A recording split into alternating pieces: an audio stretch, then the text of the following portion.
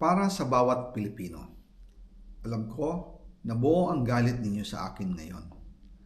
Nauunawaan ko rin kung bakit, lalo na at malaki ang halagang nakataya.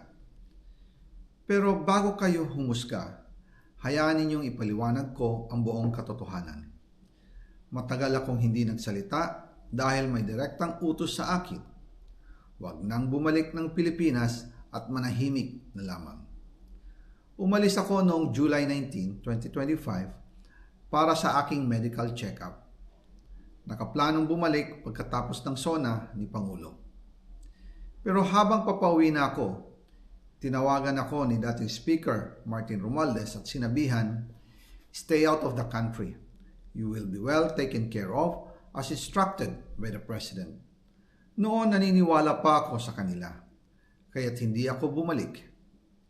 Tumikom ang aking bibig, sumunod ako, pero ang hindi ko alam, ang ibig pala nilang sabihin sa aalagaan ka namin ay gagamitin ako bilang panakipbutas sa kanilang kampanya laban sa korupsyon.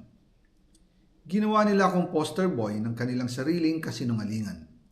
Ngayon, hindi na ako mananahimik, ilalabas ko ang lahat ng katotohanan.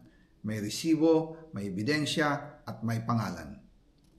Nagsimula ito nung tumawag si Sekmina Pangandaman sa akin nung nagumpisa ang BICAM process last year, 2024.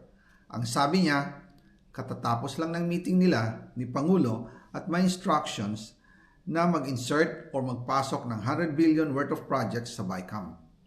At sinabi pa ni Sekmina, you can confirm with Yusek Adrian Bersamin dahil magkasama sila sa meeting ni Pangulong BBM noong araw na yon. Tinawagan ko po agad si Yusek Adrian Bersamin at tinanong ko kung may instruction nga ba ang Pangulo na magpasok ng 100 billion during their meeting.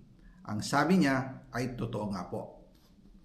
Right after our conversation, tinawagan ko po si dating Speaker Martin Romualdez at nireport ko ang instructions ng Presidente to insert the 100 billion projects.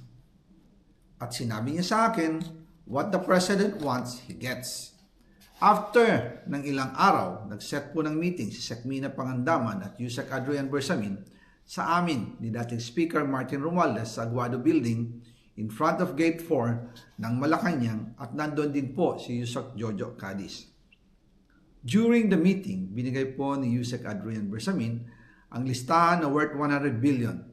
Tinanong ko po si Yusek Adrian kung saan galing ang listahan